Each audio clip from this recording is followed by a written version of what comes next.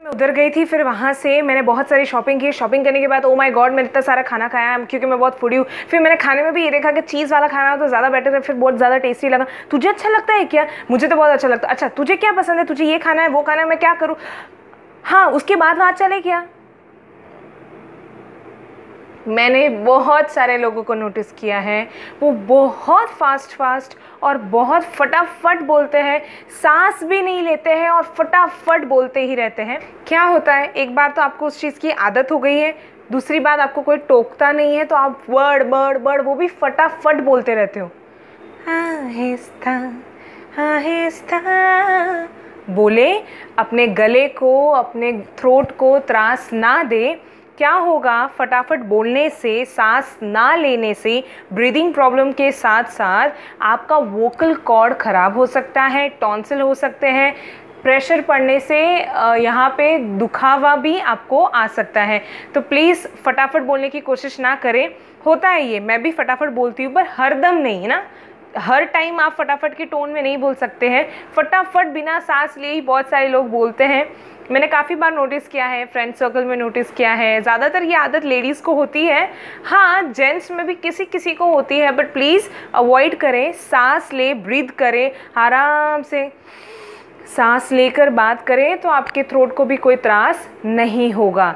तो ये बहुत वेरी फर्स्ट इंपॉर्टेंट बात थी आज के लिए। तो लेट्स गेट स्टार्ट, अपना वीडियो स्टार्ट करते हैं, जो मैं ऑलरेडी कर चुकी हूँ।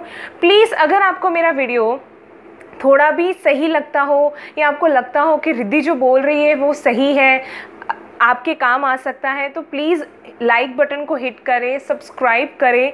प्लीज़ अपना प्यार लाइक और शेयर करके मुझे दिखाएं। तो आज का हमारा नेक्स्ट जो टॉपिक होगा, ज़्यादा हम बातें कवर नहीं करेंगे, बहुत लिमिटेड कवर करेंगे। नेक्स्ट जो अपना टॉपिक है जो बहुत इम्पॉर्टेंट है और ये काफ़ी सारे लोगों की प्रॉब्लम रही है अपने प्रोफेशनल लाइफ में। पर्सनल लाइफ को तो फिर भी एक बार साइड में रख सकते हैं, प्रोफेशनल लाइफ में कम्युनिकेशन का बहुत ज़्यादा इम्पैक्ट पड़ता है। हालांकि इसका इम्पैक्ट पर्सनल लाइफ में भी होता है कि इंसान काफ़ी बाहर बहुत अच्छी अच्छी बातें करता है, सच्ची सच्ची बातें करता है, पर ना लोग उनको सुनते हैं, ना लोग उनको यकीन करते हैं और ना उसका असर होता है। ये आपके साथ भी होता होगा, आपने देखा होगा यूट्यूब पे, न्यूज़ पे बहुत सारे लोग बहुत इफ़ेक्टिव वे में बात करते हैं। तो जी मैं आपको बहुत छोटी सी टिप बताऊंगी, how to communicate in an effective way, जिससे लोग आपकी बात सुनेंगे भी और कोशिश करेंगे उसको इम्प्लीमेंट करने की। सबसे पहली चीज़ अगर मैं बताऊँ इफ़ेक्टिव कम्युनिकेशन के लिए क्या होना चाहिए, क्या होना चाहिए, ऑफ कोर्स नॉलेज होनी चाहिए। क्या होता है, जब दो लोग आपस में बात कर रहे हो तो अगर हम दोनों को उसके बारे में जानकारी है तो हम बातचीत कर सकते हैं, हम एग्री डिसएग्री बता सकते हैं। लेकिन अगर हमें किसी टॉपिक के बारे में पता ही नहीं होगा, नॉलेज ही नहीं होगी, तो हम वार्तालाप कन्वर्सेशन कर ही नहीं पाएंगे। अरे इसे तो कोई चीज़ की नॉलेज है नहीं तो इससे क्या हम डिस्कस करें। बिना किसी बात की जानकारी के आप बात कर ही नहीं सकते हो। अगर उदाहरण के तौर पे मैं समझाऊँ, मुझे अगर बच्चों को इकोनॉमिक्स पढ़ाना है, ओसी पढ़ाना है, मार्केटिंग पढ़ाना है, एडवर्टाइजिंग पढ़ाना है, तो सबसे पहला क्या काम होगा, मुझे उसके बारे में नॉलेज होनी चाहिए। अगर मुझे नॉलेज होगी तो मैं उसको कम्युनिकेट कर पाऊँगी।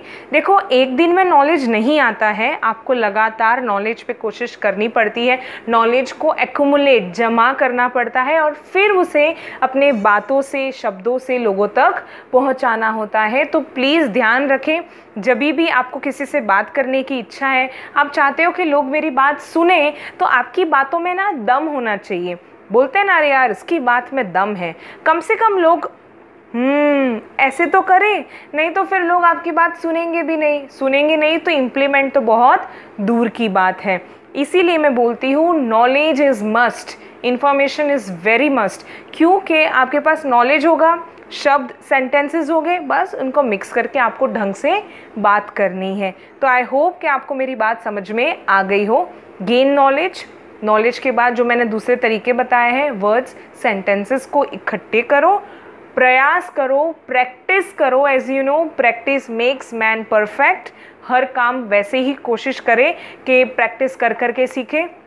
मैंने कोई रॉकेट साइंस नहीं किया, मैं रोज़ बातें कर करके जब मतलब बात करना आता ही है तो क्यों ना उसे हम प्रोडक्टिव वे में कन्वर्ट कर ले और सीखें कि हम कितना अच्छा और बोल सके कि लोगों को सुनना पसंद आए।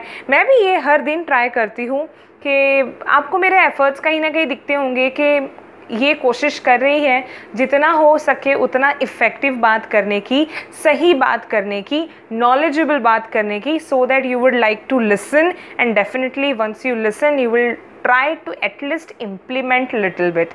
ठीक है, नेक्स्ट इसी से रिलेटेड मैं आपको एक बात बताती हूँ। ये बहुत सारे लोगों का रिकमेंडेशन होता है, बहुत सारे यही पहले सजेशन देते हैं। आपने अभी तक अपनी लाइफ में जितने भी अच्छे स्पीकर्स को देखा होगा, पब्लिक स्पीकर्स होते हैं, मोटिवेशनल स्पीकर्स होते हैं, देखो वो एक्सपीरियंस तो होते ही हैं, साथ साथ में ना उनको नॉलेज होती है, ढंग होता है। अच्छा, कहाँ से आता है ये सब? Try to invest in good books. मैं तो कहूँ कि अगर आपस में, फ्रेंड्स में, रिलेटिव्स में अगर बर्थडे है तो बर्थडे के समय भी आप बुक्स गिफ्ट करोगे जो काफ़ी ज़्यादा हेल्पफुल होगी सामने वाले के लिए। बुक्स रीड करने से आपकी रीडिंग ऑफ कोर्स अच्छी हो जाएगी, meanings, dictionary, vocabulary of course strong हो जाएगी और उसके साथ साथ आपकी इमेजिनेशन पावर बहुत ज़्यादा स्ट्रॉन्ग होती है। देखो, हालांकि चीज़ें चेंज होकर विजुअलाइज हो गई है, विजुअल फॉर्मेट में आ गया है, लोगों को ऑडियो और वीडियोस देखकर लगता है कि इफ़ेक्टिव है। पुराने ज़माने में कुछ तो लोगों ने सोचा होगा, काफ़ी सारे होशियार लोग पढ़ा करते थे, बुक रीड करते थे। 90% लाने की बात नहीं कर रही हूँ, नॉलेजेबल बनने की बात कर रही हूँ।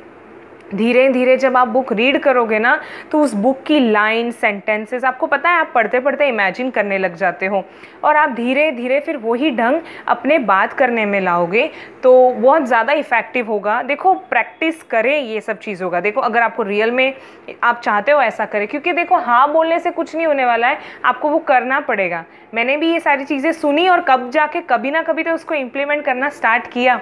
हालांकि इतना ज़्यादा बुक्स का कलेक्शन नहीं है मेरे पास, पर फिर भी यहाँ वहाँ से, कहीं से फ्रेंड से लिया, कॉलीग से लिया, मेरे खुद के मैंने ख़रीदे और ट्राई कर रही हूँ कि जितना ज़्यादा रीड कर सकूँ। आप इनिशियली स्टोरी बुक से स्टार्ट करें, मॉरल जिसमें अच्छे अच्छे होते हैं, एथिक्स क्या सही है क्या गलत, उससे स्टार्ट करें। बहुत बहुत हेल्पफुल है, मैं सच्ची बता रही हूँ। Reading is really very helpful, very effective. आपको बहुत मज़ा आएगा।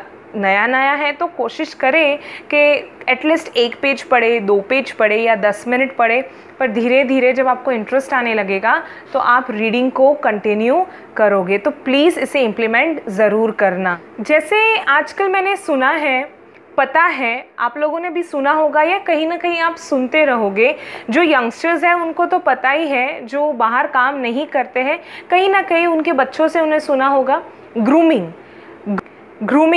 Now in today's time, grooming is one of the important practice or one of the important part or an area which you need to make it up। मतलब आपको बहुत अच्छा groom होना पड़ेगा। ये लड़कियों के लिए भी है और लड़कों के लिए भी है। इसलिए काफ़ी सारी जगहों पे आजकल आपने देखा है लोग कम्युनिकेशन को इम्पोर्टेंस देते हैं और देना भी चाहिए, लेकिन कम्युनिकेशन इन विच लैंग्वेज, आप समझ गए हो, इंग्लिश को सबसे ज़्यादा इम्पोर्टेंस दे रहे हैं। तो लोग अलग अलग कोर्सेज ज्वाइन करते हैं कि अरे ये कोर्स में ये रिक्वायरमेंट है, ये पोस्ट में आपको इंग्लिश बोलनी अच्छी आनी चाहिए। तो मुझे ऐसा लगता है, आई फील कि इंग्लिश कम्युनिकेशन कोर्स को ज्वाइन करने से पहले करेक्ट कम्युनिकेशन आपको करनी आनी चाहिए। मतलब आपको पता ही नहीं है किस टोन में, किस ढंग में, किन शब्दों का प्रयोग करके अच्छे वाक्य बनते हैं, लोग इफ़ेक्टिव सुनते हैं आपको, तो आप उसको दूसरे लैंग्वेजेस में करोगे तो डिफ़िकल्ट हो जाएगा।